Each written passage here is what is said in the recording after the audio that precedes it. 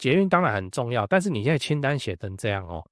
你还没有加捷运你就找不到了，你再加一个捷运哦，你找到的一定也是负担不起啊。那我就认真跟他讲说，你不能什么都想要，这样你会买不到房子的，你就选2个3个，你要去排除那个重要性。然后我建议他优先选捷运或重大建设哦，因为你只要把它选的太奇怪，你后面要开星巴克、要开超商都跟着进来，哎，就这样，那后面都还有机会拥有。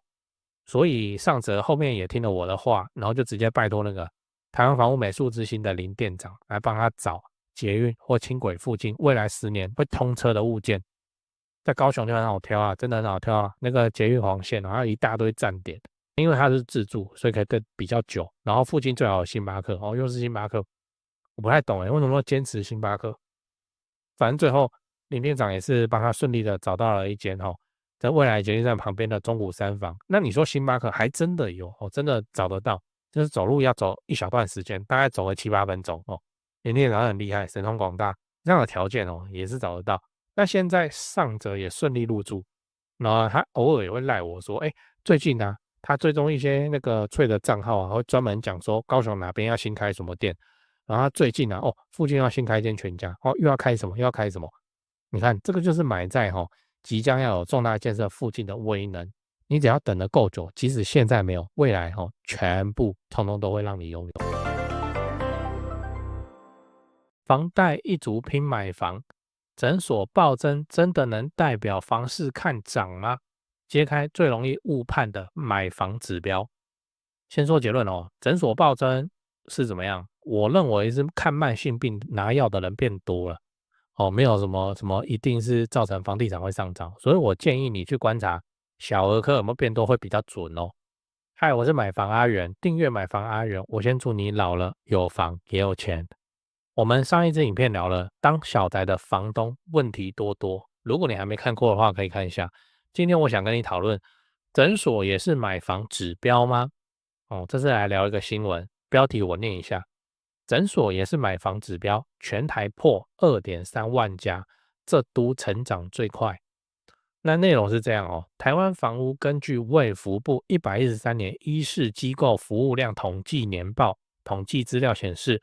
全台非公立的诊所家数于2011年正式突破2万间，2024年年底已增加至23394家，并且台湾房屋集团趋势中心的张旭然执行长表示，诊所可视为生活圈机能成熟的指标项目之一。因为推案热络跟人口红利导入，将使得医疗服务需求同步攀升，会带动诊所加速进驻。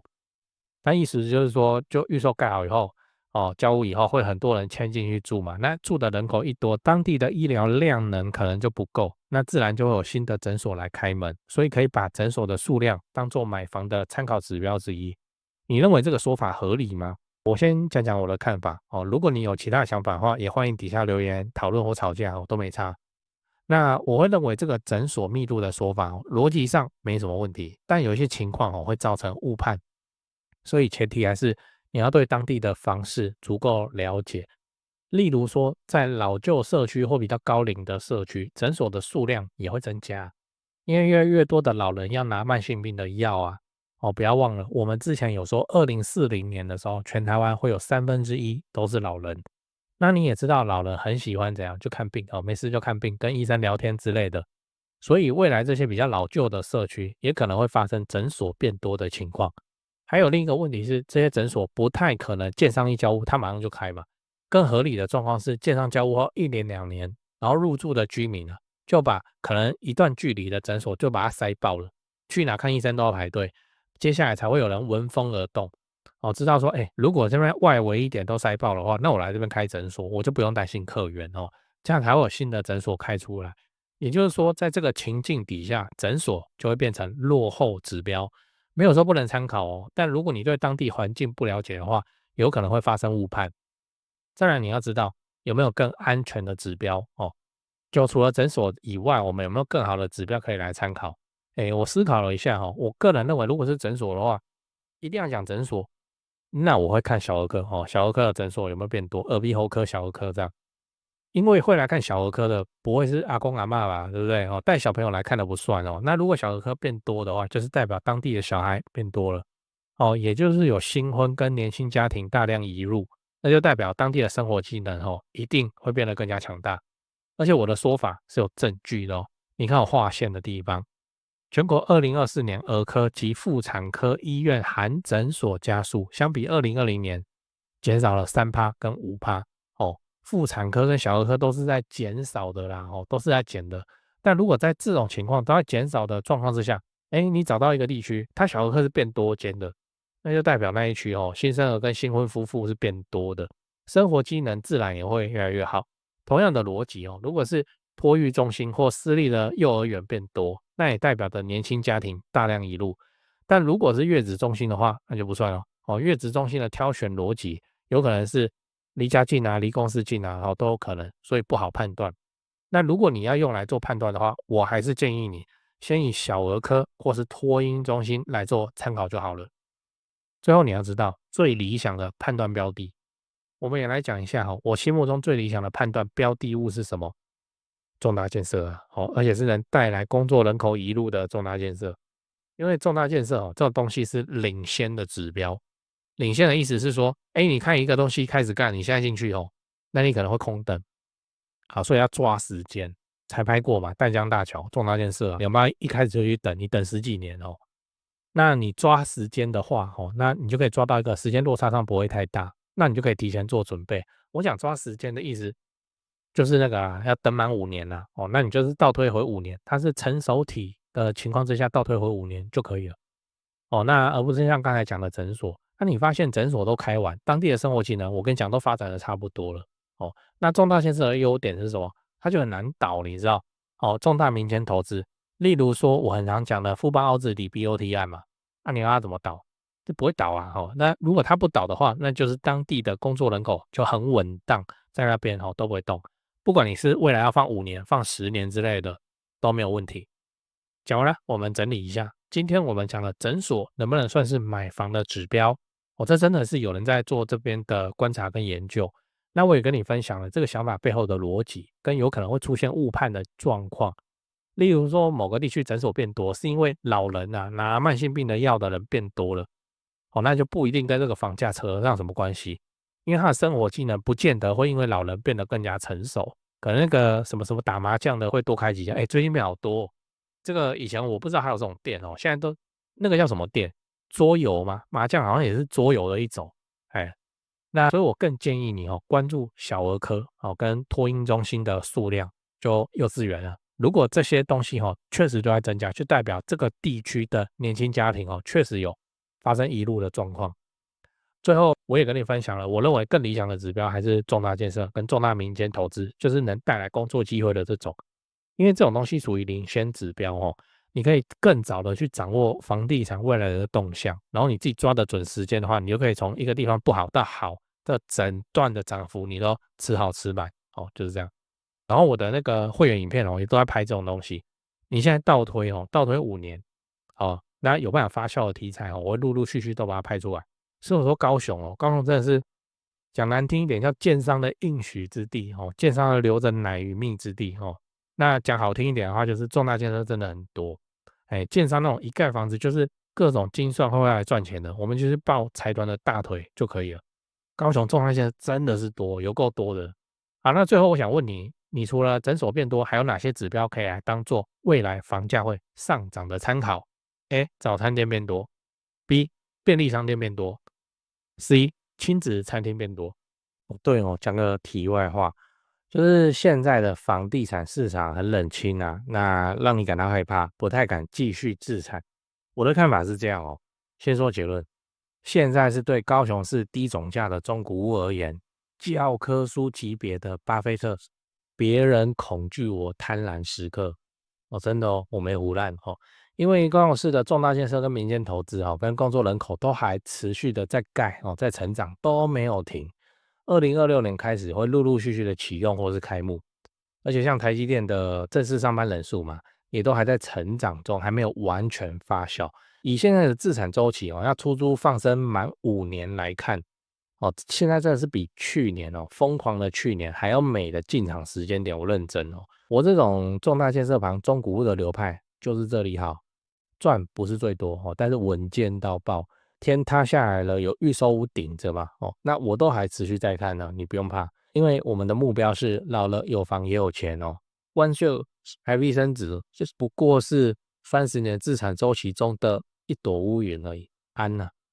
北高雄、南高雄自产中古屋，就找台湾房屋美术资讯店林店长处理。赖就加小老鼠 Go Go Go Go 5个 Go 加这个赖来慢慢看 PO 给你的房子都挑过都有战斗力的。反正天塌下来了，有预售屋顶着了。我们中古屋真的是非常的稳健安呐。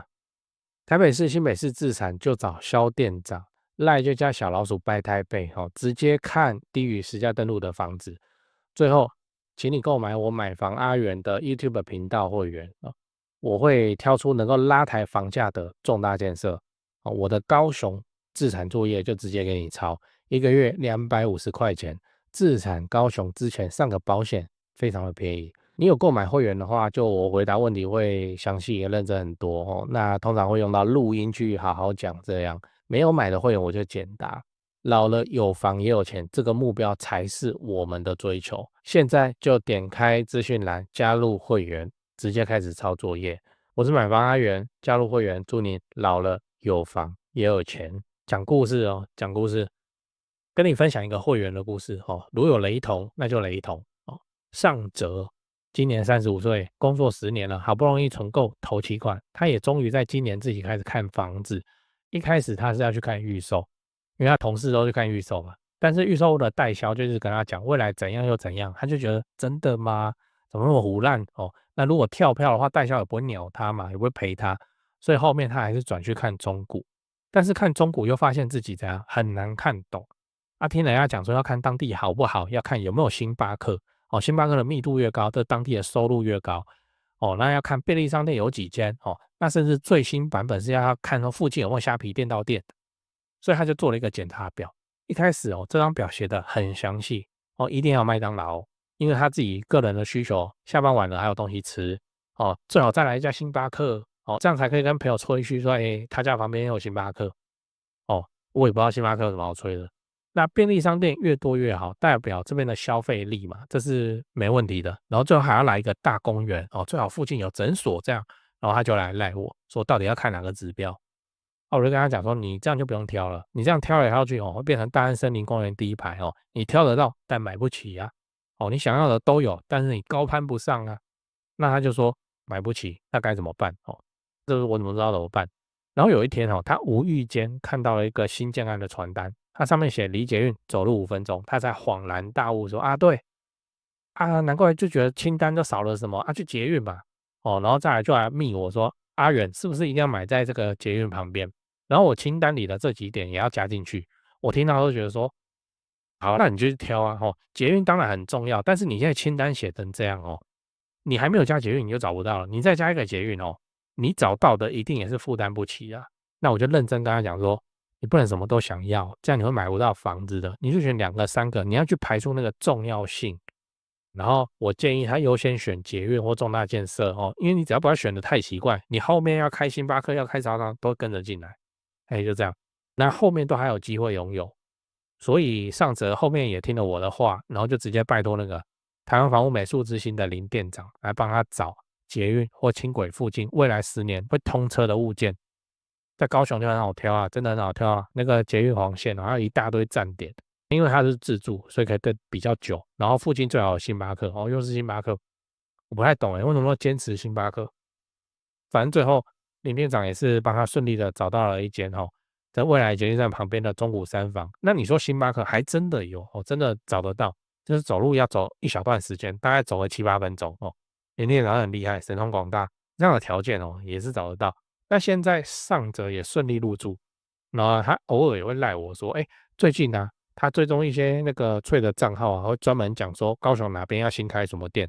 然后他最近附近要新开一间全家又要开什么又要开什么。你看这个就是买在即将要有重大建设附近的威能。你只要等得够久，即使现在没有，未来全部通通都会让你拥有。你最近在找室内装潢公司吗？我查到一个有趣的资料，讲给你听，就是说民众啊在找室内设计公司最讨厌遇到的几个状况。来，第一个，设计师、承包商收款后跑路，对吧？这确实很糟糕，因为这等于是装潢蟑螂，这就要打诉讼了。可是房子还是拆在那边很讨厌这样。不过我知道有一家不会这样，因为他几千万的门市，在家装潢都是老板自己买自己装的，有那个财务的实力。那现场也有直接可以挑瓷砖、挑板材的地方大门市找得到人，跑不掉。那真的做爆了的话，也兜得了底都还赔得起。第二点是施工不良，日后漏水。我都施工了还漏水，这样这也确实很麻烦，因为都住进去了嘛。那到时候为了要修漏水，可能还影响到邻居搞得家里又要变工地。不过我知道有一家不会这样至少豪宅案子也是敢委托他们去做。那第三点是恶意追加费用，预算严重超支，这个也是很糟糕。就是通常是发生在那种跑单帮的设计师就他是先低价报价，然后把案子接进来，然后后面再一直加、一直加、一直加，反正我都拆下去了，那你不加也不行，就会感觉像被绑架一样。这个我观众也反映过非常多这种情况。不过我知道有一家不会这样，因为他们就做十几年了那这个案例上跟那个施工上跟他的售后去看他的 Google 评论评价就知道了。你刚刚看到的画面全部都是他们家以前施工做过的案例照片。接下来我都放完工后的照片给你看。先说结论台北市、新北市地区的朋友，反正就是泸州，他们店在泸州，